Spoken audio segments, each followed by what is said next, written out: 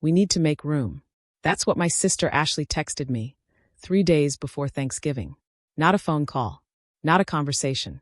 Just a cold, clinical message in our family group chat at 11:47 p.m. Mom and I talked.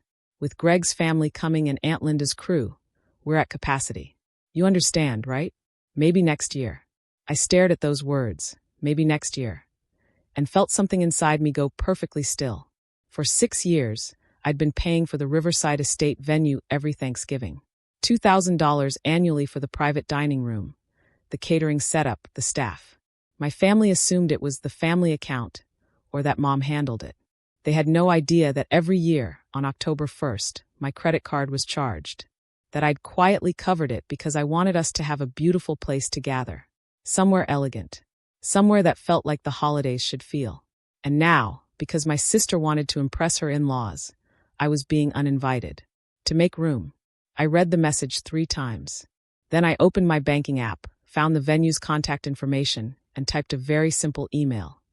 I need to cancel my reservation for November 28th, effective immediately. Please confirm. The confirmation came back in 4 minutes. 26 people were about to show up to a Thanksgiving dinner that no longer existed. And I was about to teach my family a lesson about assumptions. Before I tell you what happened when they arrived at a locked venue with nowhere to go, tell me where you're listening from.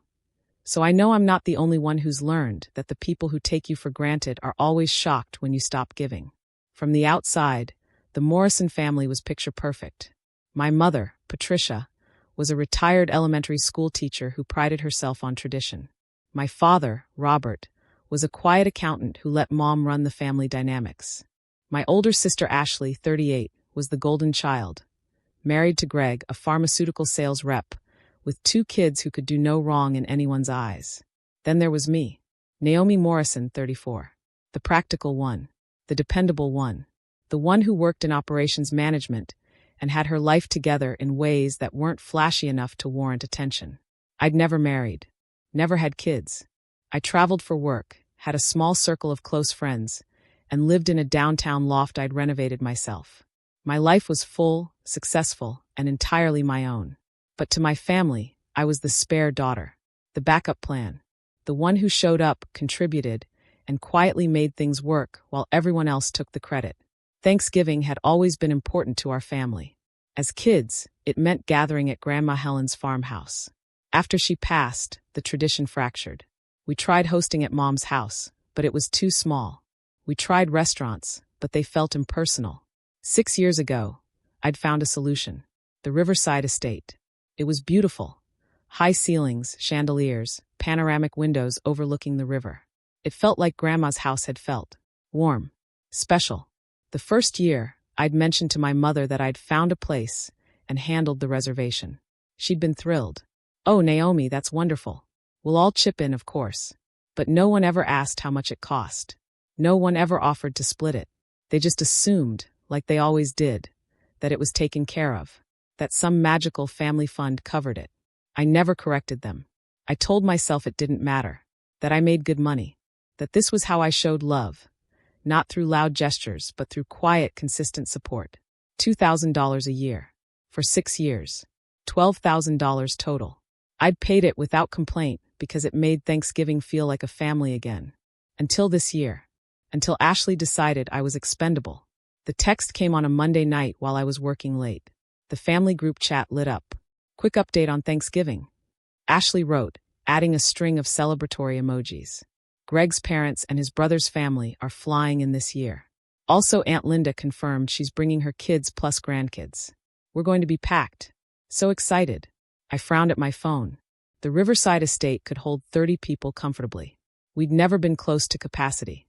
I typed back quickly. "The venue can handle it. We've got space." 3 dots appeared. Then disappeared. Then appeared again. Finally, her reply came through. "Actually, we've been talking. It's going to be really tight. We need to keep it to immediate family and their guests this year. You understand, right?" I stared at the screen. Immediate family and their guests. Greg's parents. Greg's brother. Aunt Linda, who wasn't even immediate family. But not me. "I'm immediate family," I typed, my thumb hovering over the send button before I pressed it. "You know what I mean," Ashley replied instantly. People with families. Kids. It's just a space thing, nay. Don't take it personally. Don't take it personally. She was uninviting me from Thanksgiving and telling me not to take it personally. Then Mom chimed in. Ashley's right, honey. It's going to be very crowded this year. Maybe you could do something with friends? We'll miss you, of course. Dad added a final blow. We'll catch up another time. That was it. Discussion over. Decision made. I was out. I sat in my office, the fluorescent lights humming above me, and felt something shift inside my chest. Not anger.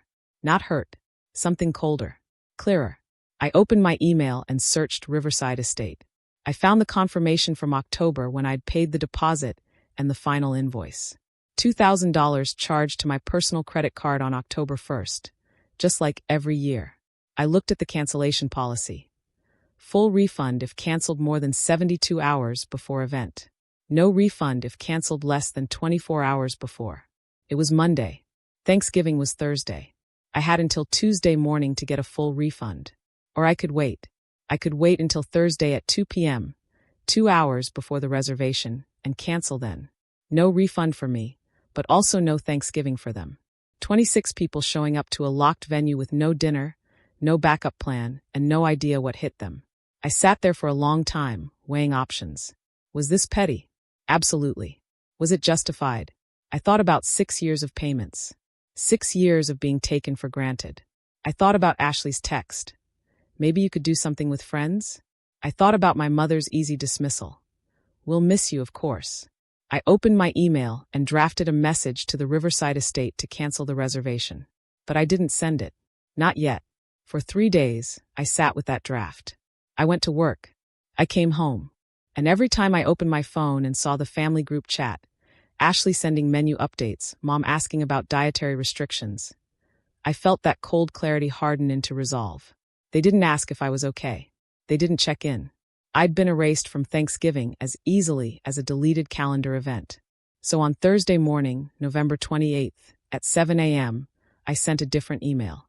Not to the venue, but to my family. Subject: Thanksgiving clarification. Hi everyone. I wanted to clarify something before today's dinner. The Riverside Estate reservation has always been under my name and paid through my personal account.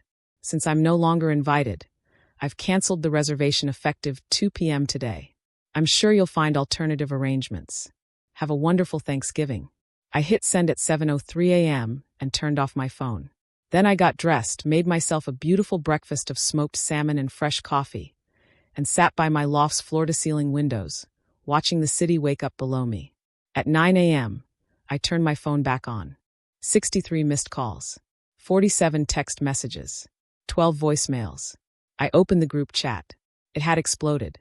Mom was typing in all caps. Naomi, what are you talking about? Call me immediately. Ashley was frantic. This is insane. You're being vindictive. Call Mom now. I just called the venue. They said the reservation is still active until 2 p.m. You need to not cancel it. We have 26 people coming. Greg had chimed in with, this is incredibly immature. My parents are already on their way. And then Ashley again, desperate now. Please. We're begging you. Don't do this. We'll figure something out. We'll make room. Just don't cancel. I read every message. Slowly. Carefully. Then I opened my laptop, logged into my email, and at exactly 2 p.m., as promised, I sent the cancellation request to the Riverside Estate. The confirmation came back at 2:04 p.m. Your reservation has been canceled. No refund will be issued due to late cancellation. I forwarded the confirmation to the family group chat with a simple note. Confirmed.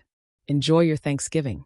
Then I blocked all their numbers, left the group chat, and went to the kitchen to start preparing my own dinner. I made a small feast for myself. Herb roasted chicken, garlic mashed potatoes, roasted Brussels sprouts with bacon, and a pumpkin pie from my favorite bakery. I poured a glass of wine and ate slowly, savoring every bite while streaming a movie I'd been wanting to watch. It was the best Thanksgiving I'd had in years. Around 7 p.m., there was pounding on my door. Loud, insistent, angry. I ignored it. Security wouldn't let them up without my permission, and I wasn't buzzing anyone in. At 9 p.m., I unblocked my mother's number just long enough to listen to the voicemail she'd left earlier. Her voice was shaking, somewhere between rage and tears. Naomi, I don't know what you think you've accomplished, but you've ruined Thanksgiving for 26 people. We showed up at the riverside and the doors were locked. They said the reservation was canceled. We had no backup plan. Your father tried to find a restaurant that could take us. Everything was booked. We ended up ordering pizza. Pizza, Naomi. For Thanksgiving. Ashley is devastated. Greg's parents think we're a dysfunctional mess. I hope you're proud of yourself. I deleted the message and blocked her again. I wasn't smug. I wasn't even angry anymore. I just felt free. Free from the weight of being taken for granted. The next morning, I woke up to an email from Ashley. Naomi, I know you're angry, she wrote. But what you did was cruel. You didn't just hurt me. You hurt Mom, Dad, everyone. You embarrassed us. And for what? To prove a point? I'm sorry we uninvited you. Truly. But this was a nuclear option over something that could have been talked through. I read it twice before replying. Ashley, for 6 years, I paid $2,000 annually for that venue. $12,000 total. No one ever asked how much it cost. No one ever offered to split it. You all assumed it was taken care of because I quietly took care of it. And the moment I became inconvenient, you erased me. You didn't embarrass yourselves yesterday. You revealed who you've always been. People who take without noticing. I'm done being invisible until I'm needed. I hit send and set up a filter to automatically delete anything further from her address. 2 weeks later, my father showed up at my office. I met him in the lobby. He looked older than I remembered. I didn't know you'd been paying for the venue, he said after a long silence. Your mother didn't know. Ashley didn't know. I know, I said. That's the problem. None of you ever asked. You just assumed. We took you for granted, he admitted, his voice cracking. Ashley knows it was wrong. Your mother knows it. We were trying to impress Greg's family, and we made a terrible choice. I looked at him. This man who'd been quiet my whole life, who'd let Mom and Ashley run the show. Dad, I spent $12,000 over 6 years making sure this family had beautiful Thanksgivings. And the second I wasn't convenient, I was disposable. That's not about a venue. That's about how little you all valued me. I'm sorry, he whispered. What can I do? Nothing, I said, standing up. I'm choosing me, Dad. For the first time in my life, I'm choosing me. And that means not staying where I'm not wanted. 3 months later, Christmas came and went. I spent it in Vermont with friends, skiing and laughing until my sides hurt. It was perfect. In January, I received a handwritten card from my mother. She apologized for not noticing my contributions and admitted she should have made me feel like I mattered. A week later, Ashley sent a check for $12,000. No note, just the check. I deposited it and donated the entire amount to a local charity that helps low-income families host holiday meals. Then I sent Ashley one final email. The money was never the point. But thank you for finally noticing the cost. It's been a year now. I haven't been to a family gathering. I exchange occasional, polite texts with my father, but that's it. Last month, I hosted my own Thanksgiving with 8 friends. We cooked together, laughed, and no one took me for granted. My family didn't uninvite me because I wasn't valuable. They uninvited me because they'd stopped seeing my value. And when I reminded them, by taking it away, they were angry at the loss, not sorry for the dismissal. I don't regret canceling that reservation. Not for a second. Because 26 people eating pizza on Thanksgiving instead of a catered meal taught them something I'd been trying to show them for years. I was never the backup plan. I was the foundation. And when you take the foundation for granted, everything collapses.